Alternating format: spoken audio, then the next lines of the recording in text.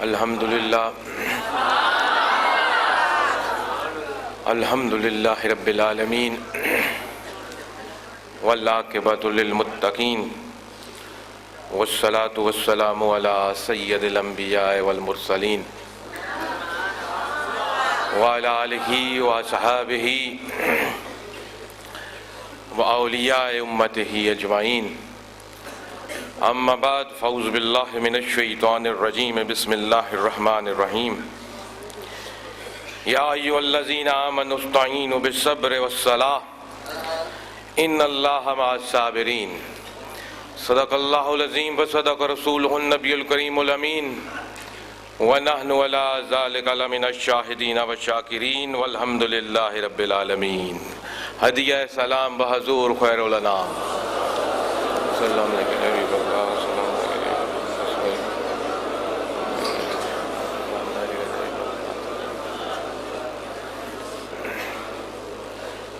مسلمانوں اور میرے پیر بھائیوں،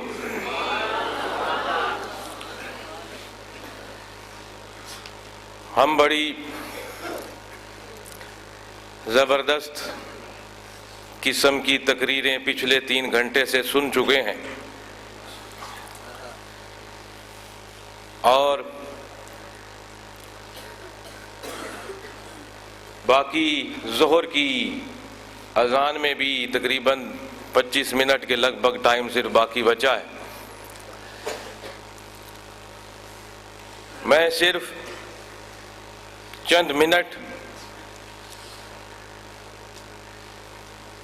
حضرت امام حسین رضی اللہ تعالی عنہ کو خراج تحسین پیش کرنے کے لیے چند الفاظ آپ کے سامنے کہوں گا، اور وہ بھی کھڑے ہو کر میں نے شاہ صاحب سے کہا کہ میں حضور کو خراج تحسین پیش کرنا چاہتا ہوں کہ جو ابھی چند دن پہلے مکہ مکرمہ کے اندر میرے ساتھ ایک ایسا واقعہ پیش آیا جس کو میں بتانا مناسب نہیں سمجھتا، لیکن اس کو مد نظر رکھتے ہوئے میں نے کہا کہ میں امام حسین کی شان میں چند لفظ کھڑے ہو کر پیش کروں۔ یہ آج کا دن جو کہ اسلامی سال کے پہلے مہینے محرم کا 10واں دن ہے، جس کو کہ ہم عاشورہ جو کہ 10واں دن ہے اس کے نام سے مشہور ہے۔ اگر ہم تاریخی حوالے سے دیکھیں تو اس دن کو اللہ سبحانہ و تعالی نے بہت عزت سے نوازا ہے، اور تاریخ عالم کے اندر بے شمار اہم واقعات اسی 10 محرم کے دن وقوع پذیر ہوئے، جن کو اگر شمار کیا جائے تو بہت مشکل سے شمار ہوں گے اور بہت وقت درکار ہوگا، لیکن ان میں سے چند آپ کے سامنے پیش کرنا چاہوں گا، اور غالباً پہلے بھی آپ کے سامنے پیش کیے تھے، لیکن اگر ایمان کو تازہ کرنے کے لیے اور کسی بات کی یقین دہانی کے لیے کسی بات کو دہرا لیا جائے تو وہ اچھی چیز ہے۔ یہ 10 محرم ہی کا دن ہے جس میں آج ہم محفل سجائے بیٹھے ہیں۔ یہ وہ دن ہے کہ اللہ رب العالمین نے عرش اور کرسی کو آج ہی کے دن پیدا فرمایا، لوح اور قلم کو بھی آج کے دن ہی پیدا کیا، آسمانوں اور زمینوں کو بھی 10 محرم کے دن پیدا کیا گیا، پہاڑوں اور ستاروں کو بھی 10 محرم کے دن پیدا کیا گیا۔ اسی دن اللہ رب العزت نے پہلی رحمت نازل فرمائی، سب سے پہلی بارش بھی آج ہی کے دن ہوئی۔ حضرت آدم علیہ السلام کی پیدائش بھی آج ہی کے دن ہوئی، اور پھر جب آدم علیہ السلام کچھ غلطی کر بیٹھے اور سزا کے طور پر ان کو اور ان کی اہلیہ کو اس دنیا کے قید خانے میں کچھ وقت گزارنے کے لیے بھیجا گیا، اور جس عظیم اور مقدس نام کے صدقے یعنی محمد مصطفیٰ صلی اللہ علیہ وسلم کی ذات کے صدقے آدم علیہ السلام کی توبہ قبول ہوئی، وہ توبہ قبول ہونے والا دن بھی 10 محرم ہی کا تھا۔ اللہ کے نبی حضرت ادریس علیہ السلام اسی دن پیدا ہوئے، اللہ کے نبی حضرت ایوب علیہ السلام اسی دن بیماری سے شفا یاب ہوئے، اللہ کے عظیم و شان پیغمبر حضرت موسیٰ علیہ السلام کو جادوگروں کے ساتھ جو مشہور و معروف آپ کی ایک مارکہ رائی ہوئی، وہ کامیابی بھی آپ کو 10 محرم ہی کے دن ملی، اور پھر فرعون اور اس کا لشکر حضرت موسیٰ علیہ السلام اور آپ کے ساتھیوں کے پیچھا کرتا ہوا جو دریا میں غرق ہوا، وہ بھی 10 ہی محرم کا دن تھا۔ اور اسی طرح حضرت سلیمان علیہ السلام جو اللہ کے عظیم المرتبت نبی گزرے، ان کی بادشاہی کے بارے میں آپ نے سن رکھا کہ ان کی بادشاہی ہواؤں پر، جنوں پر، پرندوں پر، انسانوں پر، ہر طرف تھی، اور حضرت سلیمان علیہ السلام کو بادشاہی بھی آج 10 محرم کے دن عطا کی گئی تھی۔ حضرت ابراہیم علیہ السلام جن کی دعا کہ حضور نبی کریم صلی اللہ علیہ وسلم فرماتے ہیں کہ میں اپنے بزرگ ابراہیم علیہ السلام کی دعا ہوں، آپ کی پیدائش بھی آج ہی کے دن ہوئی تھی۔ حضرت ابراہیم علیہ السلام کا مشہور و معروف بات کہ آپ کو آگ کے اندر پھینکا گیا تھا کہ آپ رب کی توحید کا اعلان کیوں کرتے ہیں، کہ آپ اس واقعے کو جانتے ہیں کہ جب آپ کو آگ میں پھینکا گیا تو آگ اللہ کے حکم سے ٹھنڈی ہو گئی تھی اور جلانے کی طاقت اس کے اندر نہیں رہی تھی، بلکہ باغ بن گیا تھا وہ آگ بھی آج 10 محرم ہی کے دن ٹھنڈی ہوئی، ابراہیم کے لیے باغ بنی۔ حضرت یعقوب علیہ السلام جو حضرت یوسف علیہ السلام کے والد تھے اور اپنے بیٹے کی یاد میں روتے روتے نابینا ہو گئے تھے، آپ کو بینائی واپس بھی آج ہی کے دن ملی۔ حضرت یوسف علیہ السلام جو کہ مختلف جگہوں پر بکتے رہے، کہیں کنویں میں پھینکے گئے، آپ کو آج ہی کے دن کنویں سے نکالا گیا تھا، اور یہ 10 محرم ہی کا دن تھا جس دن اللہ کے عظیم و شان نبی حضرت عیسیٰ علیہ السلام کی پیدائش رونما ہوئی۔ اور میرے دوستو، یہی وہ 10 محرم کا دن ہے جس کو پھر اللہ رب العالمین نے اپنے عظیم نبی حضرت محمد مصطفیٰ صلی اللہ علیہ وسلم کے نواسے کی شہادت کا دن بھی اسی دن کو مقرر فرمایا، اور امام حسین کی شہادت بھی 10 محرم کو ہوئی۔ اور اے لوگوں، یہ بھی یاد رکھو کہ یہ 10 محرم ہی کا دن ہے جو کہ قیامت کا دن بنے گا۔ کل جب بھی قیامت آئے گی، 10 محرم کے دن قیامت کا دن ہوگا۔ تو یہ وہ دن ہے، وہ عظیم و شان دن ہے جس کی کہ ایک مختصر سی جھلک میں نے آپ کے سامنے تاریخی حوالے سے پیش کی کہ اتنے اہم واقعات، اس کے علاوہ اور بے شمار واقعات اسی 10 محرم ہی کی تاریخ کو ہوئے، اور یہ آج 10 محرم ہی ہے جس کو پھر یہ بھی شرف ملا کہ امام عالی مقام کی عظیم و شان قربانی کے لیے بھی 10 محرم کو ہی رب نے چنا، اور یہ آج 10 محرم کا ہی دن ہے کہ آپ اور میں قادر بخش کی سرزمین پر کسی عظیم مرشد کی نسبت کے صدقے میں باوضو ہو کر اور اکثر بار روزے کے ساتھ بیٹھ کر امام عالی مقام کا ذکر کر رہے ہیں، جو کہ یہی حق ہے امام حسین کا ذکر کرنے کا۔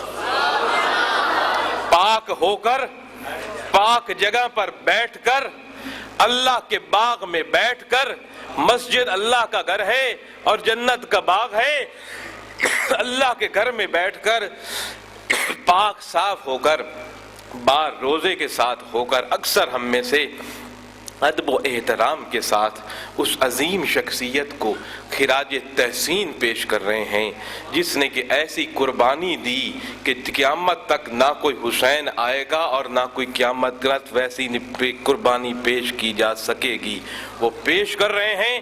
اور یہی ہماری خوش قسمتی ہے کہ یہی محفلیں ہماری بخشش کا ذریعہ بن جائیں گی۔ کہیں ہمیں یہ نسبت میسر نہ ہوتی تو آج پتہ نہیں کہاں ناپاکی کی صورت میں ہائے ہائے کرتے پھر رہے ہوتے۔ اوے ہائے تو کسی افسوس پر کیا جاتا ہے، میں تو کہوں گا واہ حسین واہ حسین۔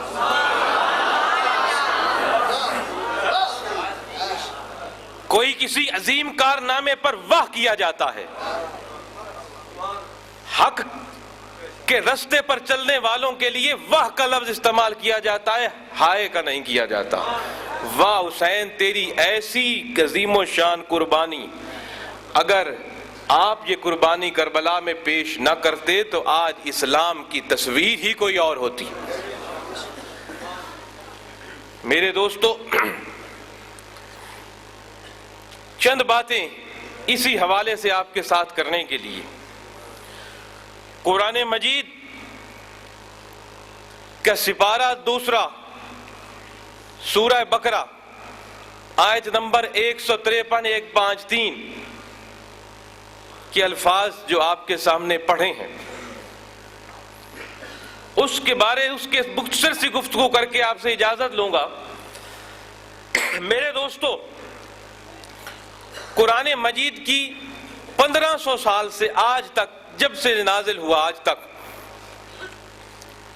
مختلف لوگوں نے اس کی تفسیریں کی، لوگوں کو سمجھانے کے لیے کہ قرآن کے الفاظ کیا ہیں، اس کی اپنے اپنے علم کے مطابق انہوں نے تفسیریں کی۔ کئیوں نے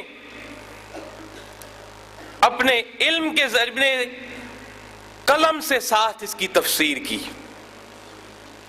اور کئیوں نے اپنے عمل کے ساتھ اس کی تفسیر کی۔ کسی عالم نے قرآن کی آیت پڑھی اور اپنے قلم سے اس کی تفسیر لکھی کہ لوگوں کا علم میں اضافہ ہو اور وہ سمجھے قرآن کیا کہہ رہا ہے، اور کئی بلکہ ہر ولی نے قلم کے ساتھ ساتھ اپنے عمل سے بھی قرآن کے ہر لفظ کی تفسیر کی، کہ جو پڑھ نہیں سکتے اس مومن کی زیارت کر لیں تو قرآن کو سمجھ لیں، کسی متقی کا قول اور فعل دیکھ لیں تو قرآن کی تفسیر کو جان جائیں، اور اس کے نقش قدم پر چلنے لگ جائیں، وہی حق ہے۔ تو بالکل عین اسی طرح سے امام حسین رضی اللہ تعالیٰ عنہ نے قرآن مجید کے ان الفاظ کی تفسیر جو کہ میں نے آپ کے سامنے پڑھے، یا ایھا الذین آمنوا استعینوا بالصبر والصلاۃ ان اللہ مع الصابرین، علماء نے تو اپنے علم اور قلم سے اس کی تفسیریں لکھی اور صفحے بھر دیے، لیکن آپ کے اور میرے امام نے قرآن مجید کی ایک ایسی عملی تفسیر اور تصویر ان الفاظ کی، سورہ بقرہ کی آیت نمبر 153 کی، دوسرے سپارے میں موجود 153 آیت نمبر 153 کی ایسی تفسیر امام نے کربلا کے میدان میں کر کے دکھائی، جس کو قیامت تک اب کوئی عالم نہیں کر سکتا۔ کلموں سے تحریر ہوئی اور ادھر عمل سے قرآن کی تفسیر۔ یا ایھا الذین آمنوا، اے ایمان والو، یا ایھا الذین آمنوا استعینوا بالصبر والصلاۃ، اے ایمان والو صبر اور نماز سے اللہ کی مدد حاصل کرو۔ ان اللہ مع الصابرین، بے شک اللہ صبر کرنے والوں کے ساتھ ہے۔ قرآن مجید کے ان الفاظ کو ذہن میں رکھو اور کربلا کو سامنے لاؤ۔ قرآن مجید میں بے شمار جگہ پر لفظ استعمال ہے، یا ایھا الذین آمنو، اے ایمان والو۔ جیسے کہ آپ حضرات میرے سامنے الحمدللہ سب مسلمان بیٹھے ہو، تو میرا آپ کو بیان کرنے کا انداز بھی ایسا ہے کہ جیسے میں مسلمانوں سے خطاب کر رہا ہوں۔ لیکن اگر میرے سامنے بیٹھنے والے لوگ کسی اور مکتبہ فکر سے تعلق رکھتے ہوں، یہود ہوں، نصرانی ہوں، یا ہندو ہوں، یا سکھ ہوں، تو ان سے گفتگو کرنے کا میرا انداز بھی اور ہوگا، کیونکہ آپ مسلمان ہیں تو مسلمانوں سے اور انداز سے گفتگو ہوگی۔ اگر غیر مسلم بیٹھے ہیں تو ان سے اور انداز میں گفتگو ہوگی۔ بالکل اسی طرح سے قرآن مجید کا طرز بیان بھی یہی ہے۔ جہاں تمام لوگوں کو رب کا حکم سنایا گیا، وہاں یا ایھا الناس، اے لوگوں کو مخاطب کیا گیا، اور جہاں اللہ نے فرق ڈالا سے کہ اب میرا حکم صرف میرے اپنے ایمان رکھنے والوں پر ہے، وہاں یا ایھا الذین آمنو، اے ایمان والوں کے محبت برے لفظ سے خطاب فرمایا۔ یا ایھا الذین آمنو، اے ایمان والوں، کہ ایمان والے کو یہ خطاب ہے۔ ایمان والے کون ہیں؟ ایمان والا کون ہے؟ ہر عالم نے، ہر مفسر نے اپنے اپنے علمی نقطہ نظر سے ایمان والوں کی تشریح بیان کی کہ ایمان والا کون ہے۔ کتابیں بھری پڑی ہیں ایمان والوں کی تعریف سے کہ ایمان والا کون ہوتا ہے، اس آمنو کے لفظ کی۔ لیکن میرے دوستو، میں آپ کو ایک لفظ میں بتاؤں کہ ایمان والا کس کو کہتے ہیں۔ یا ایھا الذین آمنو،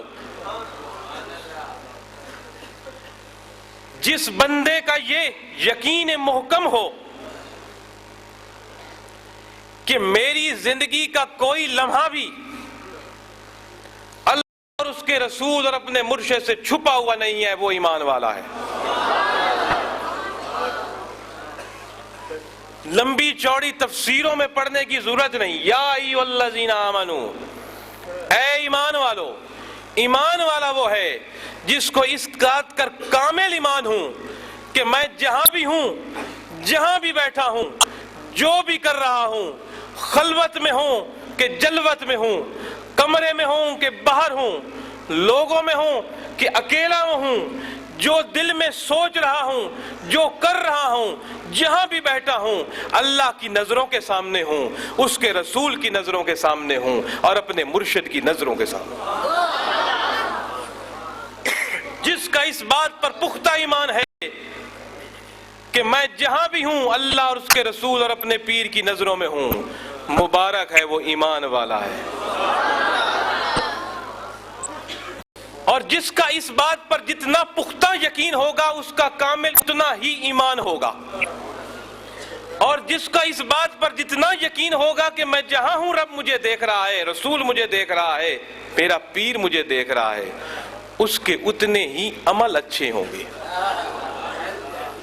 بندہ برا عمل کرتا ہے چھپ کے، کہیں لوگوں سے چھپ کے، کہیں اولاد سے چھپ کے، کہیں ماں باپ سے چھپ کے، کہیں برادریوں سے چھپ کے، وہ جگہ تلاش کرتا ہے۔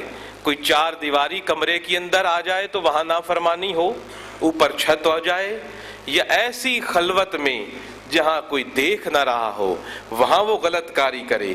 لیکن ایمان والا وہ ہے اس کو کوئی ایسی جگہ ملتی نہیں جہاں رب نہ دیکھ رہا ہو، اس کو کوئی ایسی جگہ نظر نہیں آتی جہاں رسول اللہ موجود نہ ہو، اس کو کوئی ایسا جگہ چھپنے کی نہیں ملتی جہاں اس کا مرشد نہ بیٹھا۔ اگر یہ ایمان آ جائے تو میرے پیر بھائیوں اپنے دل پہ ہاتھ رکھ کے مجھے بتاؤ کوئی غلط کاری ہو سکتی ہے؟ کوئی कोई नाफरमानी हो सकती है? नहीं हो सकती। या अय्युहल्लज़ीना आमनू, ईमान वाले वो हैं जो हर जगह देखते हैं तुझे।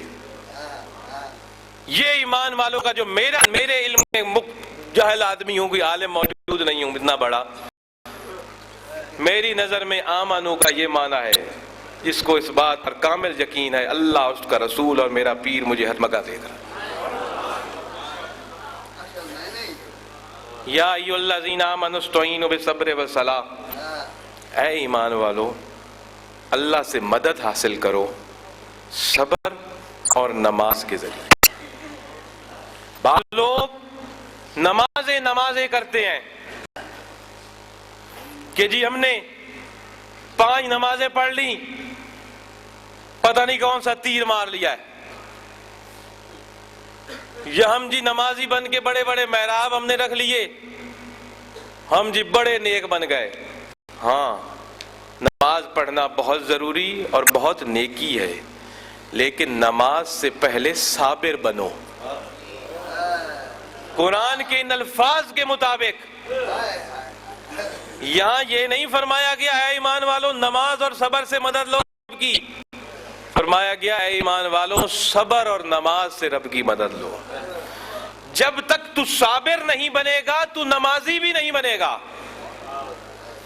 सबर आएगा तो नमाजी बनेगा, सबर के बगैर तू नमाज भी नहीं पढ़ सकता।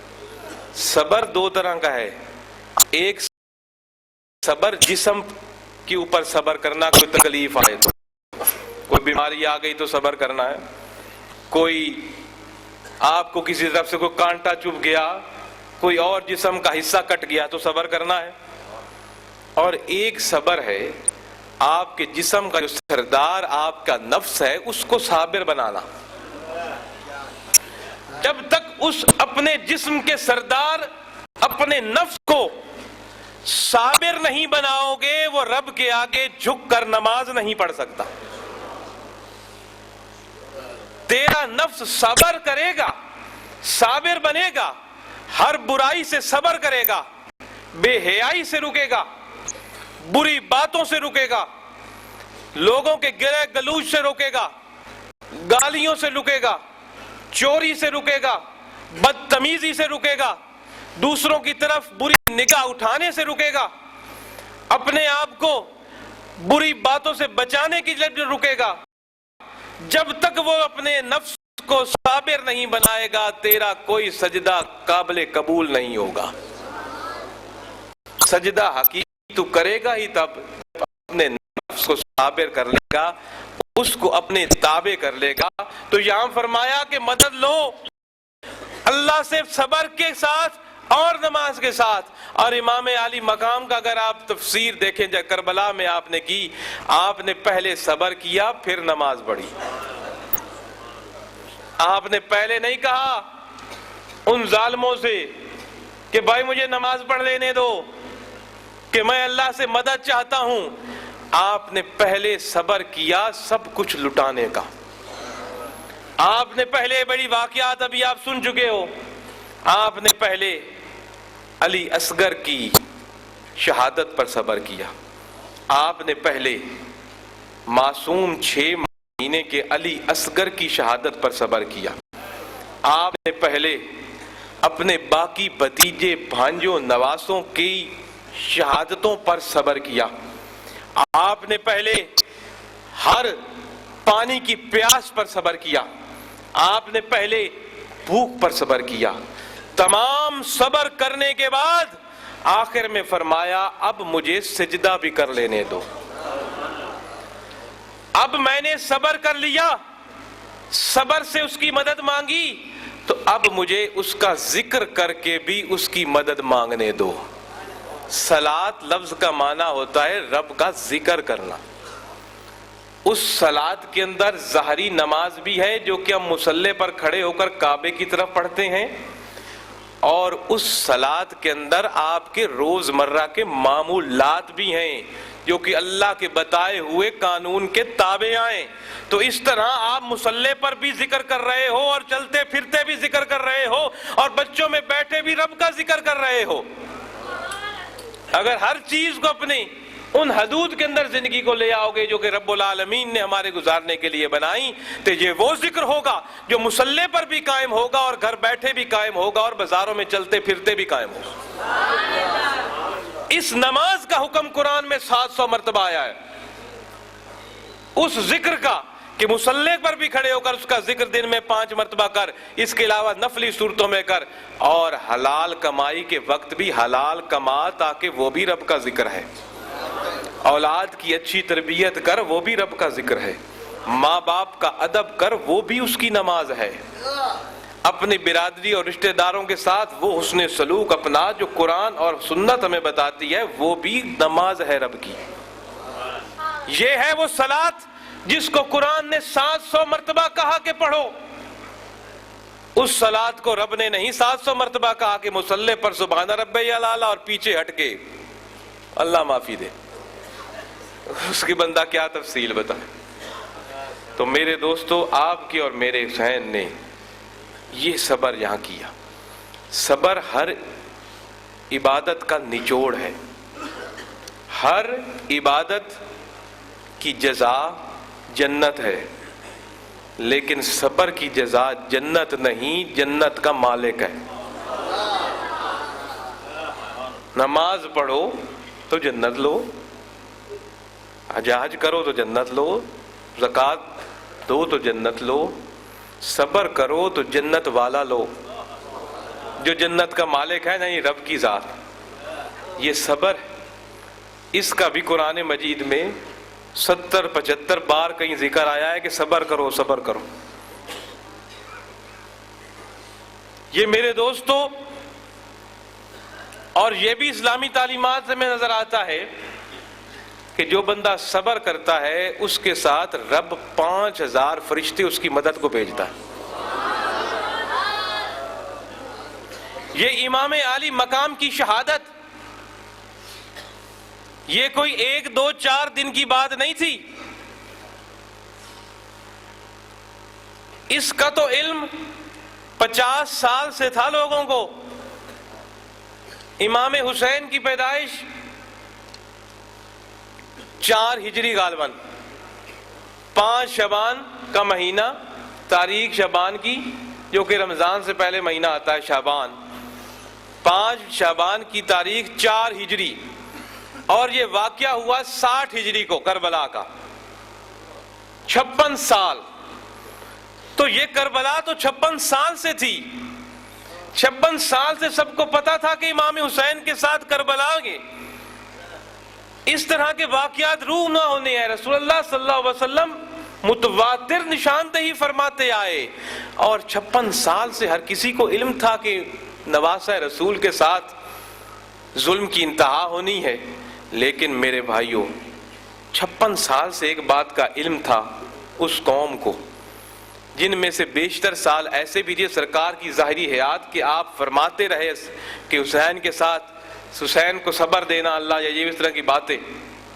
کسی ایک نے بھی سرکار سے یہ نہیں کہا تھا کہ حضور دعا مانگیں ایسا نہ ہو کربلا ٹل جائے۔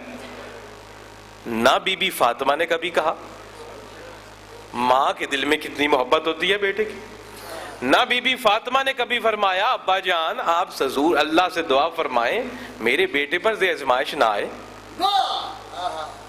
کیا اگر فاطمہ جو کہ اتنی پیاری بیٹی تھی سرکار کی حضور کو کوئی التجا کرتی تو حضور نہ مانتے؟ اور پھر حضور جو اللہ کے محبوب ٹھہرے وہ اللہ کو فرماتے تو اللہ نہ مانتا؟ اور جس نے اپنی 50 نمازیں 5 کر ڈالی، اس کے لیے یہ تقدیر بدلنی کیا تھی؟ بندہ تو اپنے محبوبوں کی خاطر بہت کچھ کر جاتا ہے، کبھی محبت کر کے دیکھ، تجھے پتا چلے محبوب کیا ہوتا ہے۔ محبوب کی خاطر تو بندے کو مزہ آتا ہے، تکلیف ہو، یہ محب کی نشانی ہوتی ہے۔ نہ فاطمہ الزہرا نے کبھی عرض کیا، نہ بابا حضرت علی نے کبھی فرمایا، کسی نے بھی، باقی کسی صحابی نے بھی نہیں عرض کیا کہ سرکار یہ آزمائش نہ آئے حسین پر۔ ہر کوئی یہی عرض کرتا رہا سرکار دعا مانگیں حسین ثابت قدم رہے، بلکہ رسول اللہ صلی اللہ علیہ وسلم خود یہ دعا فرماتے تھے، اے اللہ جب وہ وقت آئے تو میرا حسین ثابت قدم رہے اور اس کے پاؤں نہ ڈگمگائیں حق کی خاطر۔ اور پھر تربیت ایسی کی، سن رہے ہیں ہم کہ جناب رسول اللہ کی تربیت تھی ان کو، رسول اللہ نے تربیت خود اسی آزمائش کے لیے آپ کی تھی، اسی آزمائش سے نکالنے کے لیے آپ بچپن سے ان شہزادوں کی تربیت کرتے رہے اور اتنا پیار کرتے رہے۔ اور جو تربیت بندے پر نظر آتی ہے، بندہ 4 دن کسی کے پاس بیٹھ جائے تو اس کا کچھ نہ کچھ تو رنگ چڑھ ہی جاتا ہے، اور جس کی تربیت فاطمہ جیسی ماں نے کی ہو، علی جیسے باپ نے کی ہو، محمد رسول اللہ صلی اللہ علیہ وسلم جیسے عظیم المرتبت پیغمبر نے کی ہو، ان کی تربیت میں کوئی شک و شبہ کی گنجائش نہیں رہ جاتی۔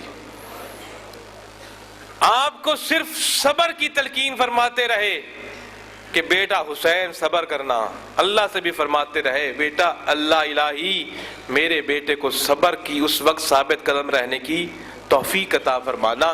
تو اس سے پتہ چل گیا کہ صبر کوئی اتنی ہی بڑی چیز ہے، جو میں نے آپ کے سامنے عرض کی کہ عبادتیں تبھی قبول ہوں گی پہلے بندہ صابر بنے، صابر بنو گے تو سب کچھ حاصل ہوگا، صبر کے بغیر کچھ نہیں حاصل ہو سکتا۔ اور جذباتی بندہ تو کسی کے پاس بیٹھ کر ڈھنگ کی بات نہیں کر سکتا، اس سے تو بندہ ڈرتا ہے، بات کیا کرے گا، اٹھ کے پڑ جائے گا۔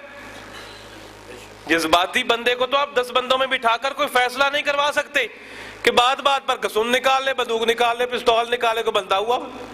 بندہ تو وہ ہے نا جو صابر ہو، بردبار ہو، بات کو سمجھتا ہو کہ کس کو کس انداز سے بولنا ہے، کس کو کس انداز سے سلوک کرنا ہے کس کے ساتھ۔ تو صابر، یہ قرآن مجید کے الفاظ کہ اے ایمان والوں صبر اور نماز سے اس کی مدد حاصل کرو، حقیقی نماز بھی پڑھنی ہے تو پہلے صابر بن جاؤ۔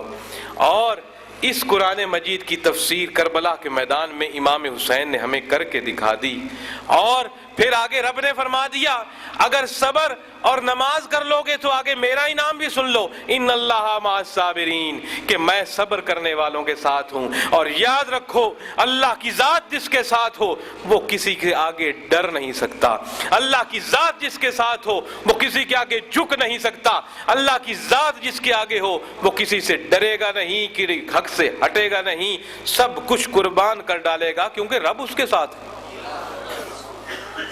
رب جیسی طاقت جس کے ساتھ ہو، اور رب صابروں کے ساتھ ہے، رب نمازیوں کے ساتھ ہے۔ یہی حسین کا درس ہے۔ آج حسین علیہ السلام کے ترانے گانے والے ہوں، اپنے اندر حسین کی صرف یہ 2 صفتیں پیدا کر لو، تیرا ایمان کامل ہو جائے گا۔ حسین علیہ السلام کی خاطر جلوس نکالنے والوں، جلسے کرنے والوں، سبیلیں چلانے والوں، اپنے دل و دماغ میں حسین علیہ السلام کی ان 2 خوبیوں کو بٹھا لو، صبر اور رب کا ذکر۔ صبر کر کے رب کا ذکر کرو تو حسین بھی تیرے ساتھ ہے، رسول اللہ بھی تیرے ساتھ ہے، اللہ بھی تیرے ساتھ ہے، قرآن کا وعدہ ہے۔ وہ قوم جو آج امام حسین کو بھول کے بیٹھی ہے، مسلمان قوم، آؤ اگر اس دنیا میں ترقی لینی ہے، اپنا کچھ مقام لینا ہے، اپنے آپ کو کچھ بنانا ہے، اپنی غربت کو ختم کرنا ہے، اپنے بے بسی کو ختم کرنا ہے، اپنے آپ کو دنیا کے اندر کوئی قوم کے طور پر زندہ رکھنا ہے، تو آؤ وہ شخصیت جس کو کہ امام حسین کے نام سے دنیا یاد کرتی ہے، اس کی صرف یہی 2 ادائیں اپنا لو، صبر والی اور صابر بن کر، اور خدا کا ذکر کر کے، یہ 2 ہی ادائیں حسین کی اپنا لو، دنیا کی بادشاہت تیرے قدموں کے نیچے ہوگی، اور جنت تیرا مقدر ہوگی۔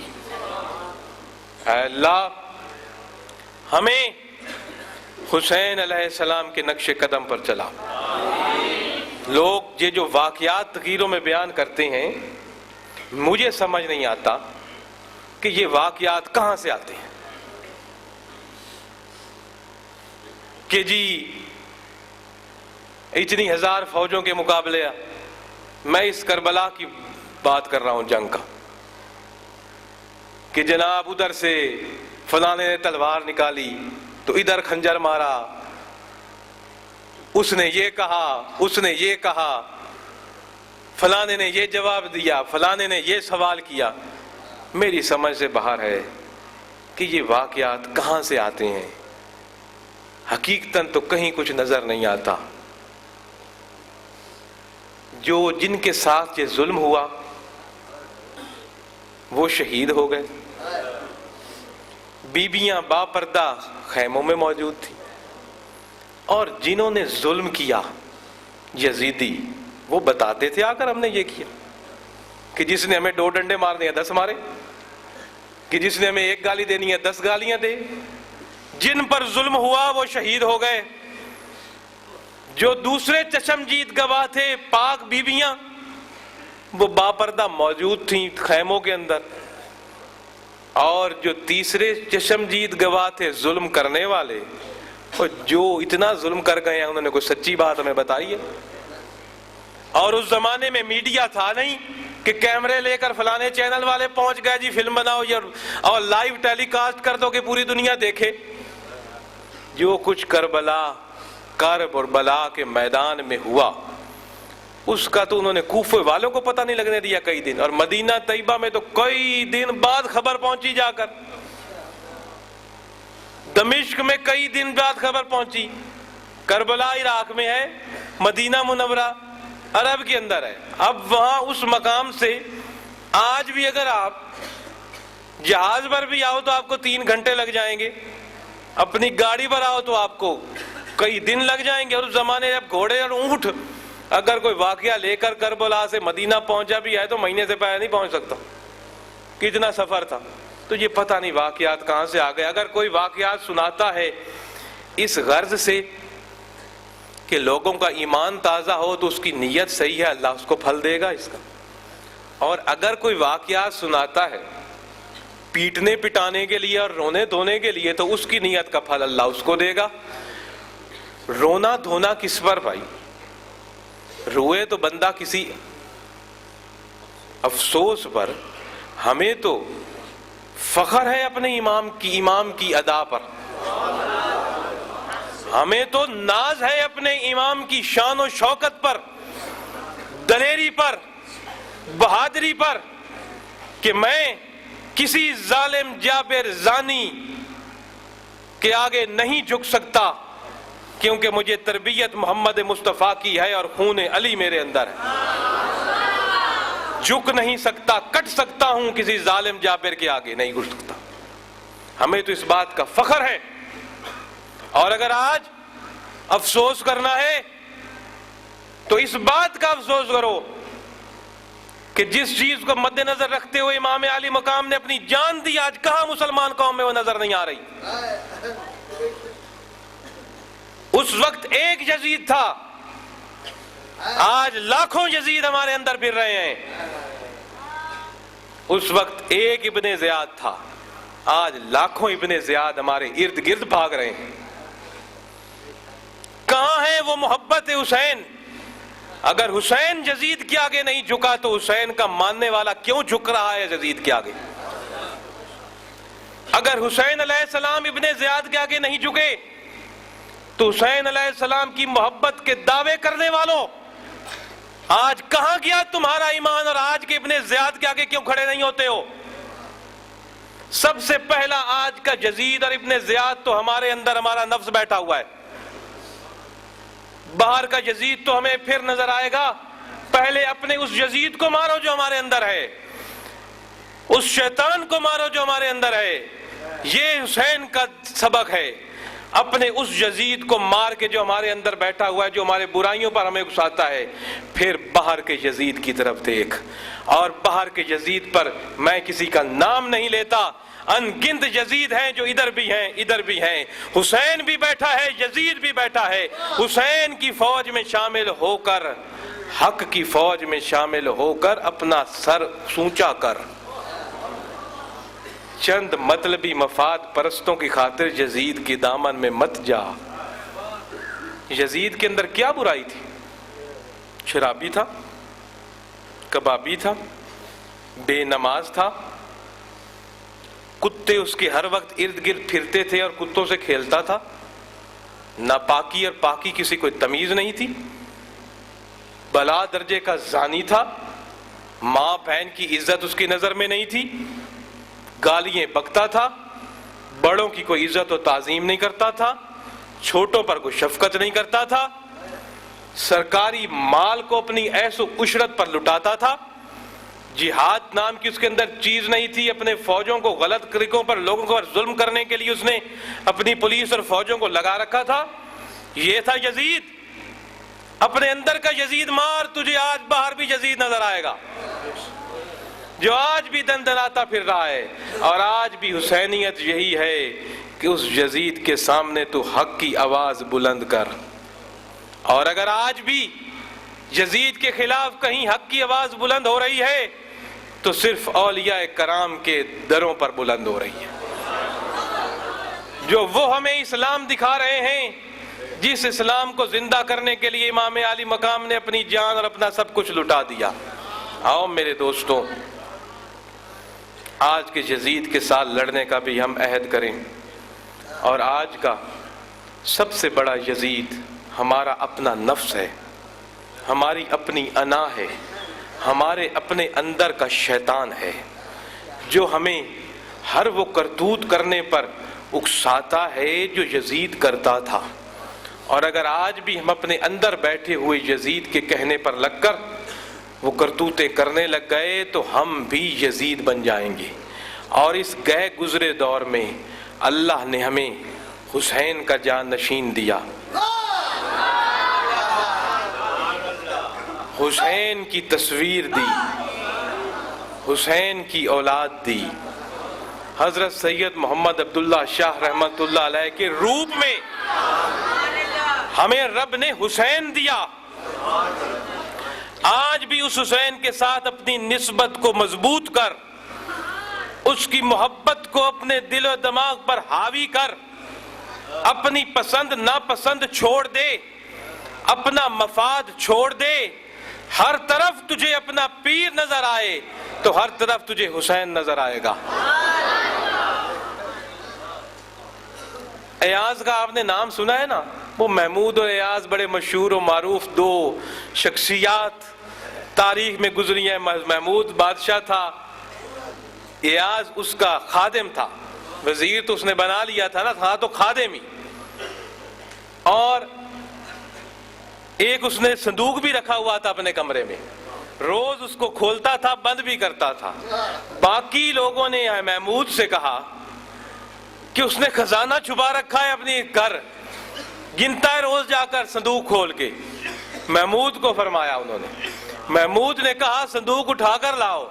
संदूक महमूद के दरबार में लाया गया, संदूक खोला गया तो उसके अंदर खजाना क्या था?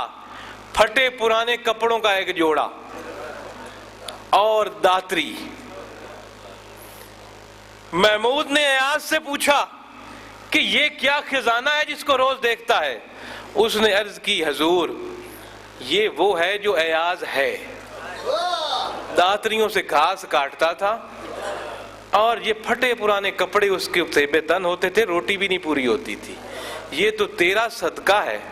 महमूद का कि आज मैं वजीर बन के बैठा हूं, रोज अपनी औकात जाकर देखता हूं कि आज तू ये है, महमूद ना होता तो आओ मेरे वीर भाइयों, तू और मैं कुछ नहीं है अगर मोहम्मद अब्दुल्ला शाह ना होता। और पता नहीं कहां मुनाफिकों में फिर रहे होते, ना फरमानों में फिर रहे होते, यजीदियों के टोले में बैठे होते, यजीद के नक्शे कदम पर चल रहे होते। ये इस हुसैन का करम है कि अपने पास बिठाकर हमें हुसैन का मुरीद कर लिया।